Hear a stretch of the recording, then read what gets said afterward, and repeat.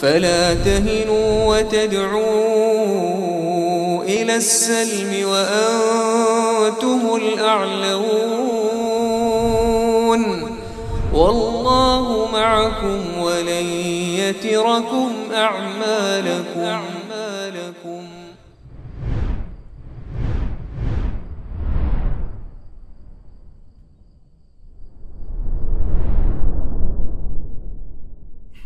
Assalamualaikum warahmatullahi wabarakatuh. Innal hamdalillah nahmaduhu wa nasta'inuhu wa nastaghfiruh wa na'udzu billahi min shururi anfusina wa sayyiati a'malina may yahdihillahu fala mudilla lahu wa may yudlil fala hadiya lahu asyhadu an la ilaha illallah wahdahu la syarika lahu وأشهد أن محمدا عبده ورسوله لا نبي بعده. قال الله تعالى في كتابه الكريم يا أيها الذين آمنوا اتقوا الله حق تقاته ولا تموتن إلا وأنتم مسلمون.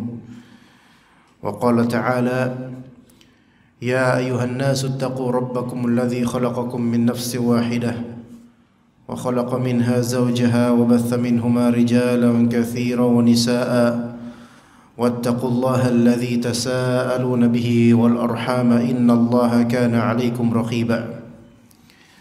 فإن أصدق الحديث كتاب الله وخير الهدي هدي محمد صلى الله عليه وسلم وشر الأمور محدثاتها وكل محدثة بدعة وكل بدعة ضلالة وكل ضلالة في النار. أما بعد. Jemaah sekalian rahimani wa rahimakumullah, melanjutkan kajian kitab Fawaidul Fawaid atau Al-Fawaid, dan ini adalah materi-materi pilihan dari kitab tersebut. Kita akan membahas pada pagi hari yang berbahagia dan berkah ini, yaitu suatu pasal dalam kitab ini dengan judul Az-Zinatul Halal, yaitu perhiasan yang halal. Perhiasan yang halal. Ada beberapa hadis yang disebutkan oleh Ibnu Qayyim Al-Jauziyah dalam awal pasal ini. Kita akan sebutkan insyaallah taala perkataan beliau, wa qawluhu fil hadis innallaha jamilun yuhibbul jamal, yaitu perkataan Nabi SAW dalam hadis innallaha jamilun yuhibbul jamal, sesungguhnya Allah Ta'ala itu maha indah. Di antara nama Allah adalah jamil, dan di antara sifatnya adalah keindahan. Sesungguhnya Allah Ta'ala maha indah, yuhibbul jamal, menyukai keindahan. Al-jamal, keindahan. Terima kasih. Jazakallahu khair. Jamal itu keindahan. Kalau jamal maka itu unta. Maka itu bedanya jamal dan jamal. Maka kalau misalnya ada bapak-bapak namanya Pak Jamal, itu bacanya sebenarnya Jamal. Ya, Jamalun. Ya. Kalau kita orang Indonesia enggak ada bedanya. Jamal gitu aja. Kemudian dipahami nama dia adalah unta. Enggak. Yaitu keindahan. Jamal di sini keindahan, ya, bukan unta. Allah Ta'ala mencintai, menyukai keindahan. Hadis yang diriwayatkan oleh Imam Muslim.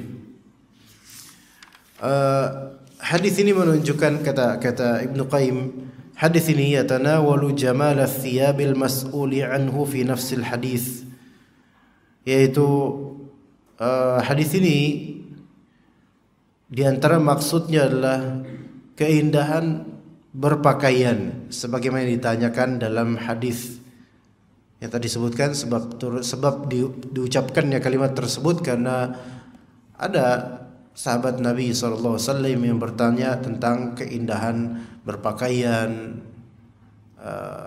sendal, kendaraan dan semisalnya. Keindahan-keindahan dalam hal tersebut itu tidak ada masalah dan tidak mesti disebut kesombongan, selama memang tidak ada niat sombong, ya. Maka keindahan dalam berpakaian itu sesuatu yang baik, dan kalau diniatkan sebagai ibadah, maka itu sesuatu yang sangat baik dan juga sebagai ibadah, sebagaimana nanti akan disebutkan dalam suatu hadis.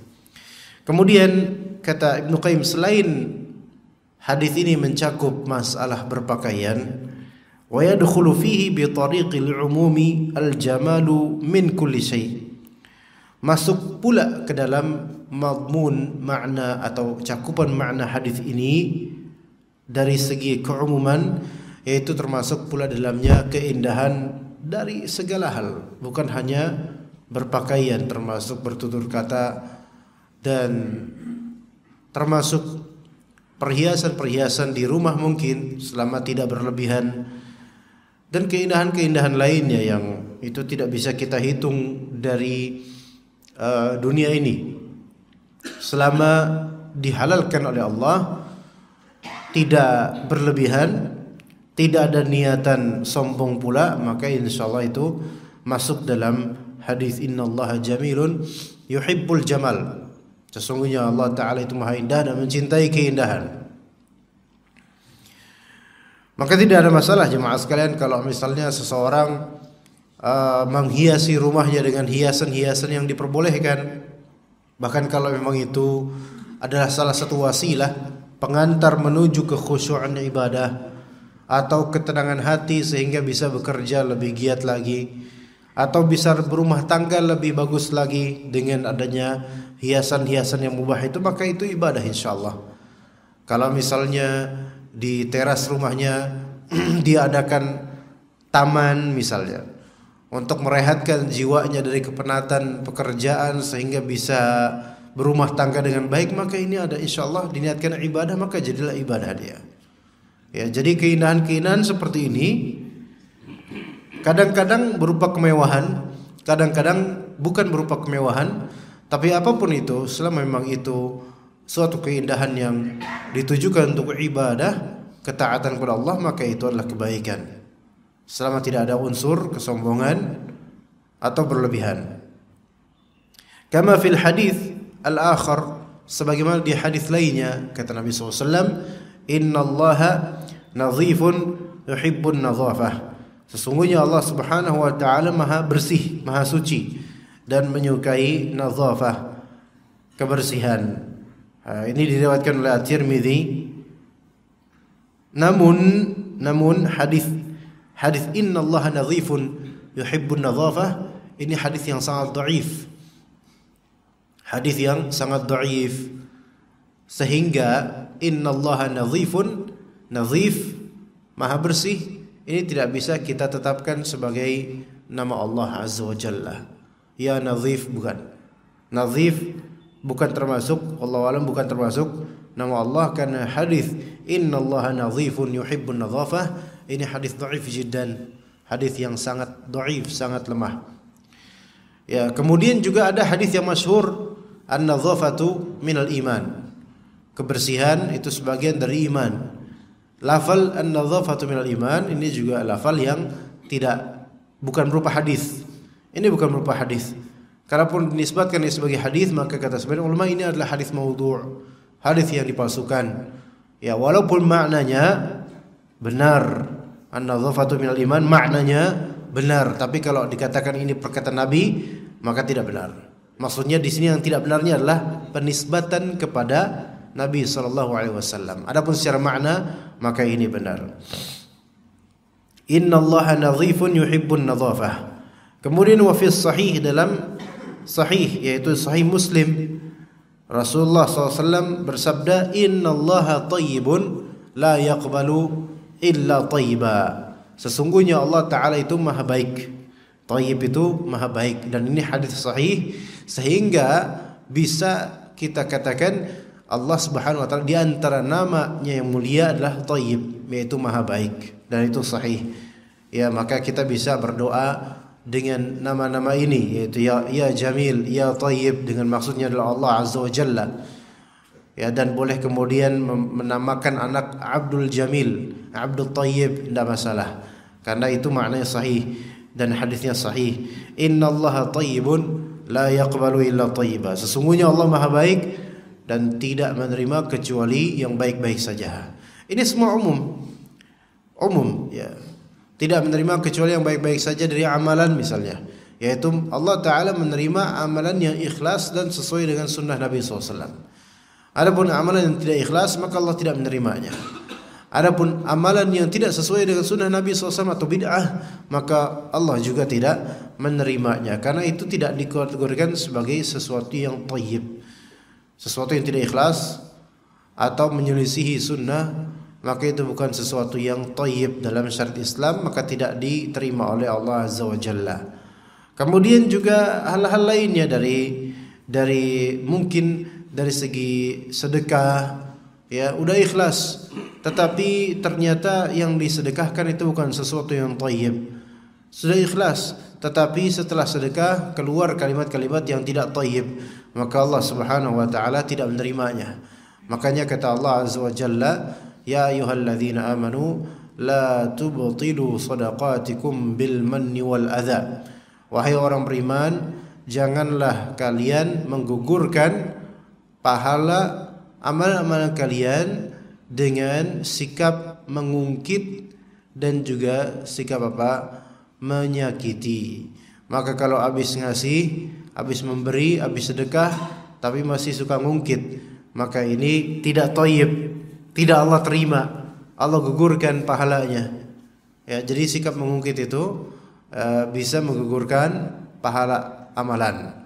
Tetapi ada model atau mengungkit yang tidak menggugurkan amalan, yaitu mengungkit suatu hal kebaikan disebabkan atau ditujukan agar hak-hak tertunaikan, maka ini insyaallah tidak menggugurkan pahala amalan.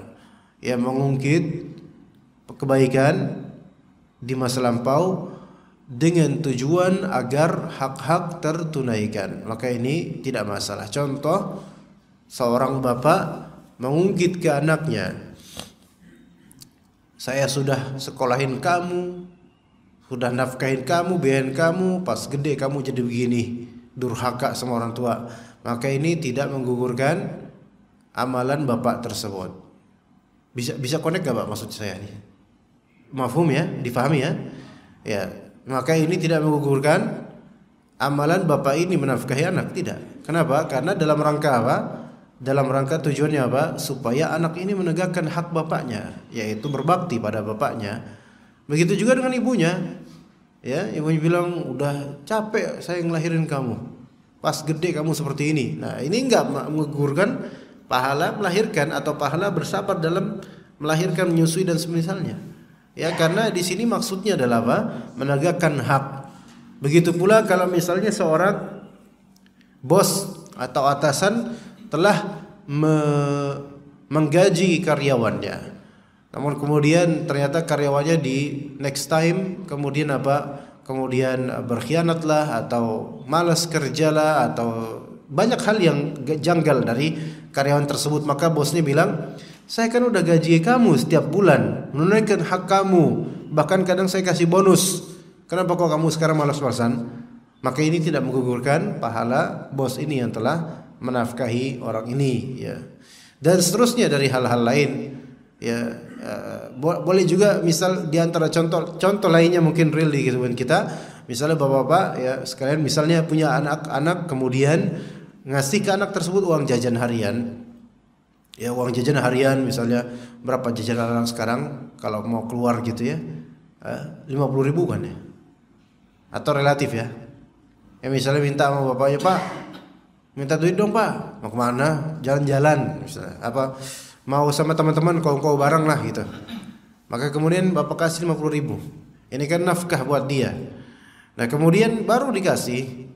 Kemudian bapak mungkin nyuruh anak ini, tolong dong isiin token ya, nomor token. Ya ada nomornya di HP bapak. Kemudian tolong isiin token lah. Mungkin bapak pendek dan anak itu tinggi, mungkin bisa. Terus anak itu nggak mau, bapak aja sendiri apa gitu. Kemudian bapak bilang, "Kamu tadi udah bapak kasih baik-baik, sekarang giliran bapak pengen minta tolong kamu kayak gini. Kira-kira menggugurkan amalan nggak?" Tidak. Karena merupakan hak bapak adalah dibaktikan kepada bapak oleh anak ini, tapi anak ini nggak bakti. Maka yang seperti ini mengungkit apa yang telah diberi seperti ini untuk menegakkan hak, maka ini tidak masalah insyaallah. Ini tidak masalah. Adapun mengungkit dalam artian memang cuma pengen nyakitin atau mengungkit karena ria, pamer, ya, atau mengungkit karena pengen didengar oleh orang bahwa saya dirinya itu telah memberi fulan loh. Nah, ini seperti ini menggugurkan pahala. Ya, itu bisa dibedakan insyaallah. Jadi ini bukan termasuk hal yang thayyib, bukan termasuk hal yang thayyib, maka Allah Ta'ala tidak menerimanya. Ya, innallaha thayyibun la yaqbalu illa thayyiba. Begitu juga selain ibadah, begitu juga doa. Allah itu maha baik dan tidak menerima kecuali doa yang baik. Tidak menerima kecuali doa yang baik. Doa yang baik seperti apa? Doa yang baik adalah diantaranya doa yang tidak mengandung permusuhan, kecuali permusuhan yang berhak, permusuhan yang hak. Ya, seperti ya Allah, laknatlah orang-orang yang kufur kepada agama Engkau, maka ini enggak masalah. Tapi kalau permusuhan yang tidak ada haknya, ya Allah, jauhkanlah, pisahkanlah saya dari saudara saya, atau pisahkanlah fulan dari anaknya, padahal enggak ada hak untuk mendoakan seperti itu. Maka doa permusuhan seperti ini yang tidak ada hak, ini tidak diterima oleh Allah Azza wa Jalla. Begitu pula dengan doa orang tua, doa keburukan orang tua terhadap anaknya tanpa hak, ini juga tidak diterima oleh Allah Azza wa Jalla. Tidak diterima oleh Allah Azza wa Jalla. Ya, memang kata mereka, memang dikatakan kalimat atau ucapan orang tua itu doa. Iya betul, tapi tidak selalu. Tidak selalu. Ya, memang jangan sembarangan bicara tentang anak. Jangan sembarangan, memang betul. Bukan hanya bicara tentang anak, jangan sembarangan. Bicara tentang apapun memang jangan sembarangan. Tapi memang lebih dikhawatirkan kalau misalnya kalimat-kalimat orang tua ini diamini oleh para malaikat. Hanya saja para malaikat pun itu makhluk yang sangat mulia, yang tidak akan mengaminkan doa-doa keburukan tanpa hak, jemaah sekalian. Enggak mengaminkan doa-doa keburukan tanpa hak. Para malaikat pun mereka adalah makhluk mulia, hamba-hamba Allah yang mulia, bahkan paling mulia. Maka kalau ada seorang bapak misalnya, ya, melaknat anaknya tanpa hak, atau seorang bapak menjelekkan, atau biasanya kalau bapak-bapak zaman dulu itu kadang-kadang, anak siapa sih lu? Anak setan lu, digituin. Maka ya, walaupun itu sangat buruk kalimat tersebut, maka malaikat tidak akan mengaminkan, karena anak ini enggak berhak untuk digelari anak setan, dan bapaknya berarti setan, berarti ibunya setanah berarti. Maka yang seperti ini semoga tidak diaminkan oleh para malaikat, kecuali kalau memang anak itu durhaka. Ya, kecuali kalau memang anak itu durhaka. Maka Allah Subhanahu wa taala tidak menerima kecuali yang baik-baik saja. Ya.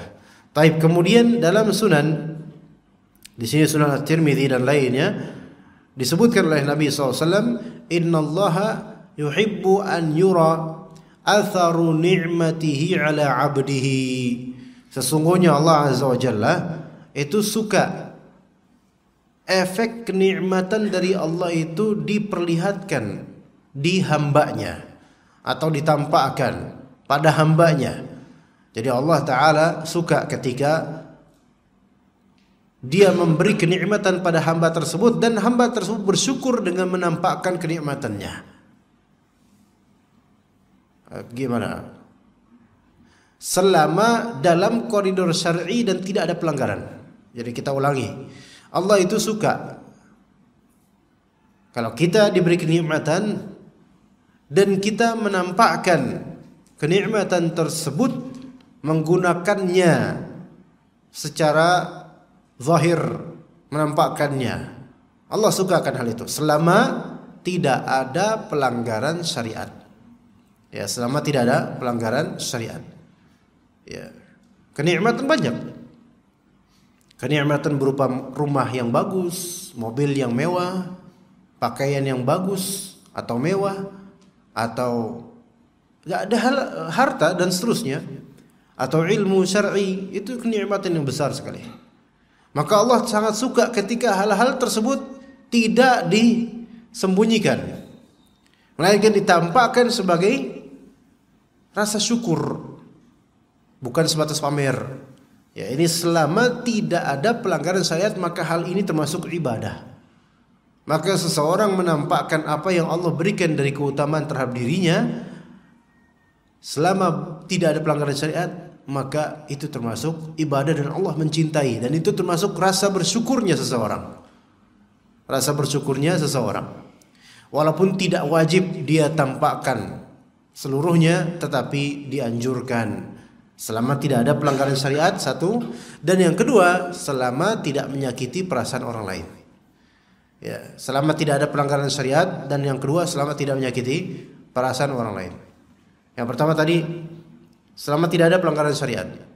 Seperti apa pelanggaran syariat ini maksud? Di antaranya kibr, kesombongan, sama tidak ada kesombongan. Selama tidak ada kesombongan. Yang mana kesombongan ini kadang-kadang nyambung nanti ke nomor 2, yaitu menyakiti perasaan orang lain. Di antara pelanggaran syariat dalam menampakkan kenikmatan selain kesombongan, yaitu israf. Israf itu berlebihan dalam kemewahan. Ya, berlebihan dalam kemewahan. Makanya seperti ini juga akan berpotensi sombong, dan juga di sini mengandung unsur israf, berlebihan, yang itu dilarang dalam agama Allah Azza wa Jalla.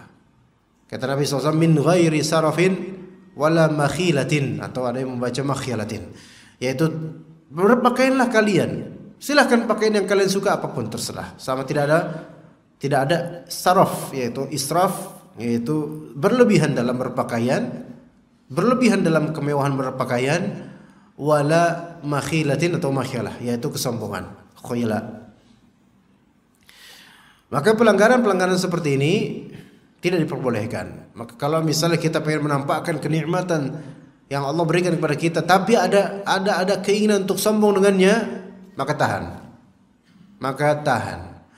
Kalau Allah Ta'ala berikan kepada kita kenikmatan yang luar biasa, kemudian kita memanfaatkan kenikmatan itu secara boros, maka ini juga tidak baik. Ya, ini juga tidak baik. Sekarang misal kita tinggal di kampung biasa, kemudian kita lewat pakai mobil Lamborghini misalnya, apa faedahnya?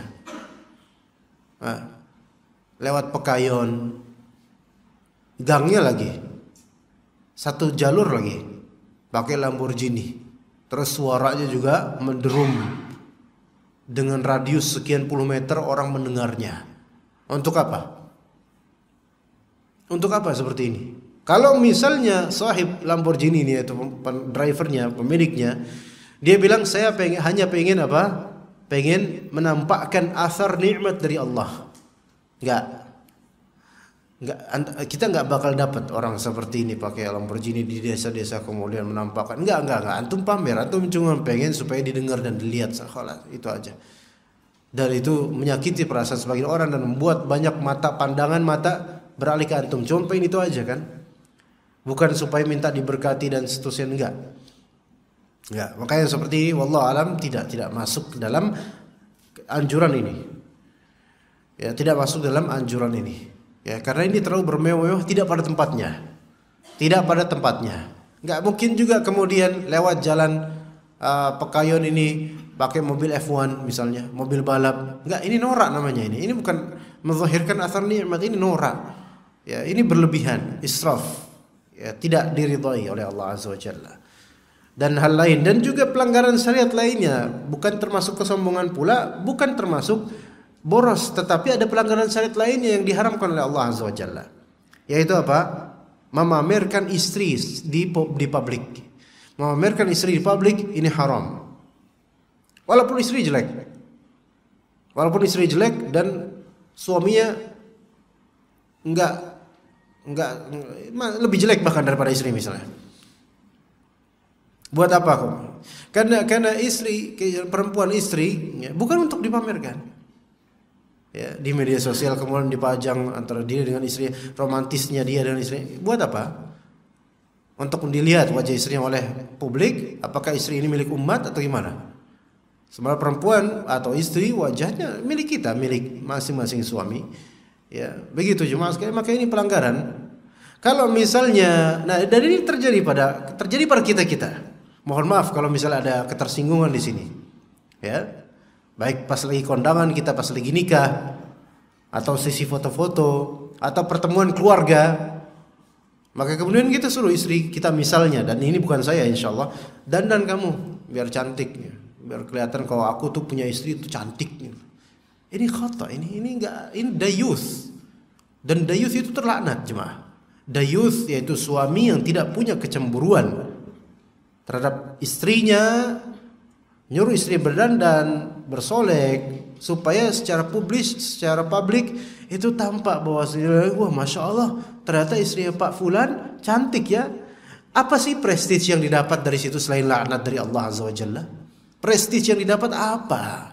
Hanya pujian manusia dan kelezatan yang mereka dapatkan, sementara belum tentu kelezatan tersebut didapatkan di rumah. Maka kenapa istri ini disetting publik? Kenapa enggak disetting private? Bukankah kita menikahinya untuk kita nikmati sendiri, bukan untuk massal? Maka ini adalah suatu kejahilan dan kebodohan kalau misalnya kita memamerkan kecantikan istri kita untuk publik, di setting publik. Enggak, ini khata, dan istighfarlah akan hal ini. Karena ini mengundang laknat. Karena dilaknat pria-pria dayuth adalah yang hilang kecemburuannya. Dan di antara bentuk hilang kecemburuan seorang suami adalah memamerkan dan membiarkan istrinya bersolek di luar rumah untuk dilihat oleh banyak orang dan banyak pria dan banyak laki-laki. Bagaimana pandangan mata laki-laki menjilat perempuan, menjilat istri kita? Bagaimana? Terbalurkan tubuh istri kita dengan jilatan pandangan mata laki-laki lain yang tidak ada akad dengan kita. Na'udzubillah min dzalik. Maka ini bukan termasuk hadis ini, pelanggaran malah. Pelanggaran. Jadi Allah Ta'ala suka ketika ditampakkan oleh kita efek dari kenikmatan yang Allah berikan. Iya betul, memiliki istri itu nikmat. Tapi bukan termasuk hadis ini karena dilarang. Karena perempuan itu pada asalnya adalah aurat, bukan untuk dipampang, dipamerkan dan seterusnya. Termasuk juga kalau misalnya baik-baik di media sosial ataupun di kehidupan nyata seperti yang biasa kita jalani, di pertemuan keluarga bahkan. Pertemuan keluarga ini enggak semuanya mahram. Tidak semuanya mahram. Karena pertemuan keluarga ada yang agak jauh, keluarga jauh. Ada yang anaknya sepupu lah, jauh. Atau keluarga besan. Maksudnya keluarga kita dan istri kita besanan dengan. Maksudnya bukan keluarga ipar dan ini jauh. Lalu untuk apa kemudian kita suruh istri kita berdandan? Yang cakep ya, itu lipstiknya jangan kayak gitu. Bibir kamu hitam, jadikan merah lah dengan lipstik. Ini buat apa? Di rumah bibirnya hitam. Untuk publik disetting merah. Sebenarnya ini istri milik siapa? Milik umat atau gimana? Atau ini istri sejuta umat? Jadi nggak boleh seperti itu jemaah sekalian. Dan itu mengundang laknat dari Allah karena pria ini dayuth. Ini diantara bentuk dayuth yang banyak terjadi pada masyarakat Indonesia. Lebih-lebih barat ya. Barat nggak usah ditanya lagi. Kita ini bukan masalah budaya timur atau barat. Kita ini muslim. Nggak usahlah kita pakai masalah harus pakai budaya lah, tradisi kita. Tradisi itu nomor sekian setelah agama Allah Azza wa Jalla. Jadi utamakan agama Allah. Karena di akhirat kita tidak ditanya apa tradisimu, apa budayamu, sukumu apa. Enggak ditanya kayak gitu. Tapi ditanya apa agamamu, siapa Robmu, siapa nabimu, apa agamamu. Itu dikubur kita ditanya tuh. Enggak ditanya apa budayamu, kamu sudah melestarikan budaya belum? Tradisi udah dilestarikan? Enggak ditanya, wallahi enggak ditanya. Ya. Malah justru ditanya kenapa nanti di akhirat ditanya kenapa kamu biarkan istrimu bermenor-menor di depan para pria, lewat di depan pangkalan ojek kemudian nggak berkedip itu tukang ojek. Ini bukan berarti tukang ojek maksudnya ojek jelek, bukan. Tapi kenyataannya begitu jemaah sekalian. Kenyataannya begitu. Nggak usah dicoba Pak ya. Kalau bapak yang lewat, mereka buang muka Pak. Tapi kalau istri bapak yang lewat, ya mereka ngelihat tapi kalau berdandan. Nauzubillah min dzalik. Maka bertakwalah kepada Allah Azza wa Jalla. Ya, yang pernah melakukan ini atau masih melakukan ini, taubat, ya, taubat kepada Allah Azza wa Jalla. Ini usia kita ini enggak lama lagi nutup, jemaah sekalian. Kita udahlah, apa yang kita cari sih, prestige apa yang kita cari dari kecantikan istri kita selain untuk akhirat kita sendiri, untuk diri kita, keluarga kita, ya. Kemudian jemaah sekalian, wa fiha an Abil Ahwas Al-Jusami qal, dari ada seorang sahabat namanya Abul Ahwas Al-Jusami, beliau bercerita, ra'ani Nabi SAW wa alayya atmar. Nabi SAW melihat diri saya, dan ketika itu saya memakai pakaian yang atmar, yaitu berpakaian dengan pakaian yang yang kusut, kumel, kucel, gimana gitu, pakaiannya enggak elok dipandang oleh publik gitu. Dan ini pria ya, Abul Ahwas Al-Jusami ini laki-laki. Maka kemudian Nabi SAW bertanya kepada saya, hallaka min mal, apa kamu punya harta? Kamu punya duit gak sih? Gitu kata Nabi SAW. Maka kataku, naam, iya saya punya harta. Kemudian beliau bertanya lagi, min ayil mal, harta jenis apa yang kamu punya? Maka aku bilang, min kulli ma atallahu minal ibli wasya, yaitu saya punya onta, punya domba. Saya usaha dagang, usaha binatang ternak. Nah, usaha binatang ternak itu termasuk usaha yang sukses di zaman itu. Ya, lebih zaman sekarang. Ya, lihat Kubuli itu kan, usaha-usaha seperti itu sukses sekarang. Ya, kemudian apa kata Nabi? Ini kan maksudnya di sini engkau pengusaha binatang ternak. Dan namanya pengusaha binatang ternak dari dulu sampai sekarang, ya. Itu sisi konsumtif masyarakat tuh selalu ada untuk binatang ternak gitu loh. Jadi selalu ada keuntungan, selalu ada laba. Artinya engkau ini bukan orang miskin, engkau itu pengusaha, ya, pemilik usaha gitu loh. Maka kata Nabi, fal tura ni'matuhu wa karamatuhu alaik. Cobalah, tampakkanlah kenikmatan dari Allah dan kemuliaan dari Allah atas dirimu, gitu loh. Jadi jangan pakai baju yang rodi. Baju yang rodi itu rodi, bukan rodi kerja rodi, bukan. Ini rodi yaitu jelek. Baju yang jelek tuh yang menunjukkan antum tuh miskin gitu loh. Yang menunjukkan kita itu ya kayak butuh banget gitu loh. Kayak enggak punya duit, kayak enggak punya apa. Enggak. Kalau memang miskin banget dan cuman itu bajunya, ya fadhal. Itu memang kadarnya segitulah. Ya, tetapi kalau ternyata Allah Ta'ala telah memberikan kita kemapanan, maka nggak boleh kemudian kita tutup citra kemapanan itu dengan baju yang lusuh dan kusut, yang menampakkan ke orang-orang bahwasanya fakir kita. Nggak boleh seperti itu.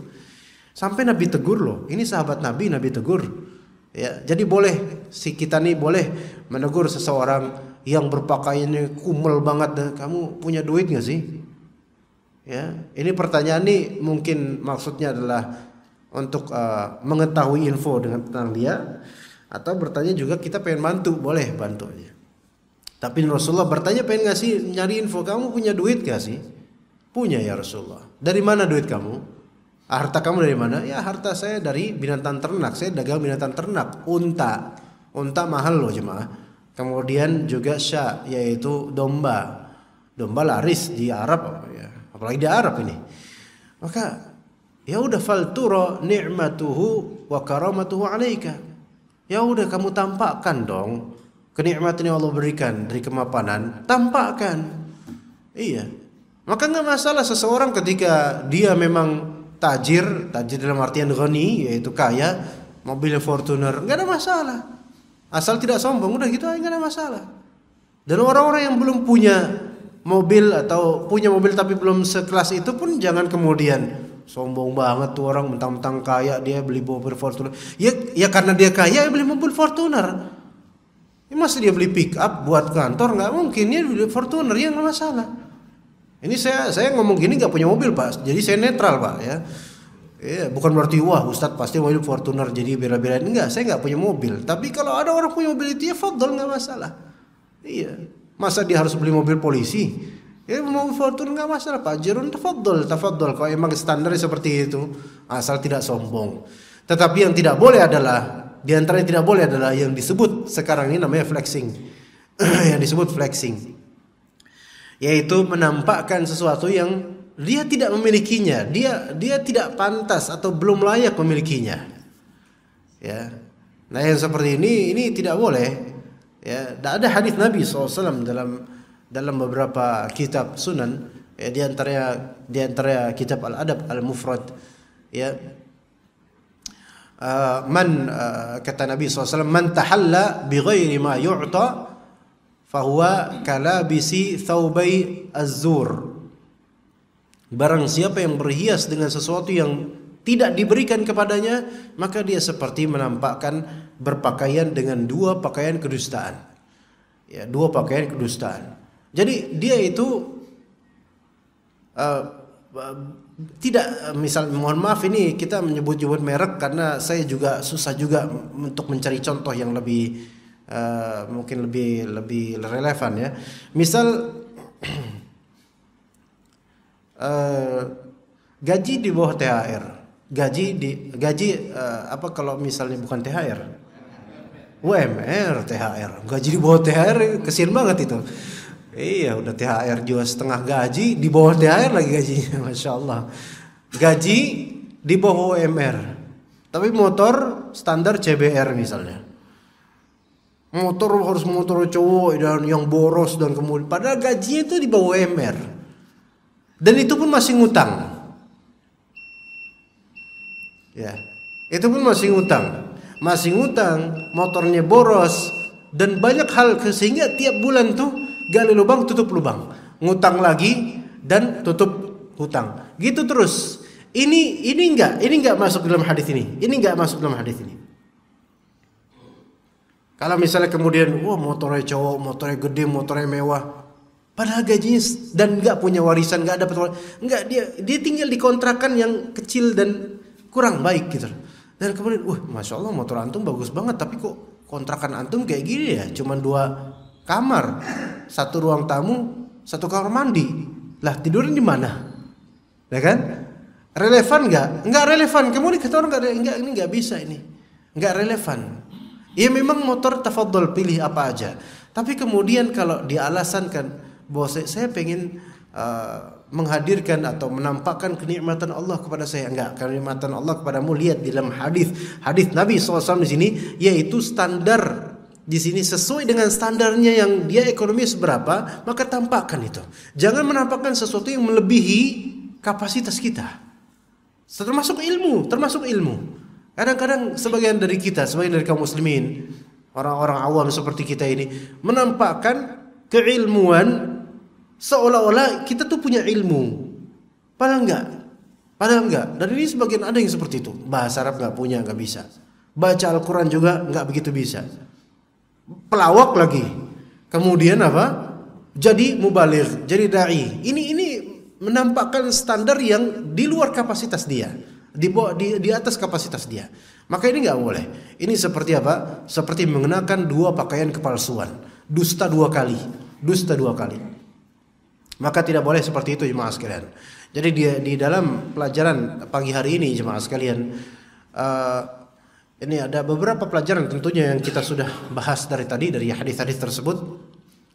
Kecintaan Allah Subhanahu wa taala terhadap keindahan itu semestinya kita sikapi kemudian dengan apa? Dengan menzahirkan kenikmatan yang Allah berikan kepada kita. Nah, pakaian terutama. Ada sebagian dari kita membeli pakaian mahal buat lebaran. Pas beli udah disimpan di lemari kan, nunggu lebaran mau dipakai eman-eman. Nah, kan ada kayak gitu tuh. Ada, saya dengar cerita dari beberapa orang. Itu bapak saya itu punya sarung. Bapaknya teman ya. Dia bilang, teman saya, bapak saya punya sarung itu mahal harganya. Tapi sampai sekarang belum dipakai-pakai. Udah lama, bertahun-tahun dipakai. Mau dipakai. Pak, kenapa dipakai? Eman-eman katanya. Nah, enggak, ini enggak bisa, ini salah ini. Berarti ini termasuk apa? Mubadzir. Spending money untuk sesuatu yang tidak dimanfaatkan. Mubadzir, ikhwan. Ini mubadzir. Ya pakai, hatta walaupun dalam occasion istimewa seperti Idul Adha, Idul Fitri, tafadhol. Mungkin adalah pakaian khusus Dan itu nggak masalah. Pakaian khusus untuk perayaan Idul Adha, Idul Fitri nggak masalah. Pakaian khusus untuk meeting besar nggak ada masalah. Asal dipakai, jangan cuman dikoleksi doang. Nah, ada beberapa orang yang sifatnya kolektor saja. Saya khawatir ini israf. Yaitu mubazir. Kolektor pakaian, kolektor batik, dipakai nggak pernah. Batik kan ada yang batik yang versi lawas, terbitan tahun 70-an, 80-an, 90-an. Wah, itu nilainya juta-jutaan, Pak. Walaupun katun biasa.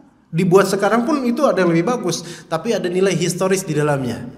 Kemudian hanya ditaruh aja di lemari itu. Enggak dipakai, enggak diapa, enggak. Maka ini khawatirnya termasuk israf atau mubazir.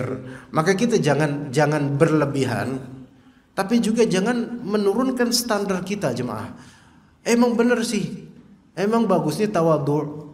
Tawadhu lebih bagus, betul. Nabi SAW juga pernah mengatakan, barang siapa yang meninggalkan pakaian yang sangat mewah karena tawadhu'an lillah, karena tawadhu kepada Allah, maka Allah Ta'ala akan memanggilnya nanti di hari akhir di depan para hamba-hambanya yang tertinggi. Iya, itu ada fadilahnya. Tetapi janganlah ketika kita udah dimapankan oleh Allah, kemudian kita malah memakai pakaian yang membuat orang tuh melihat kita miris gitu loh. Ya Allah, ini kayaknya dia kayak lagi butuh nih orang nih. Enggak. Minimal yang tidak membuat orang curiga dah, ya, enggak membuat orang suudzon pada kita. Sebagaimana dalam hadis Nabi SAW. Jadi boleh kita mengingatkan orang berpakaian yang lebih baik lah. Bisa enggak berpakaian yang lebih baik? Ya, bisa enggak?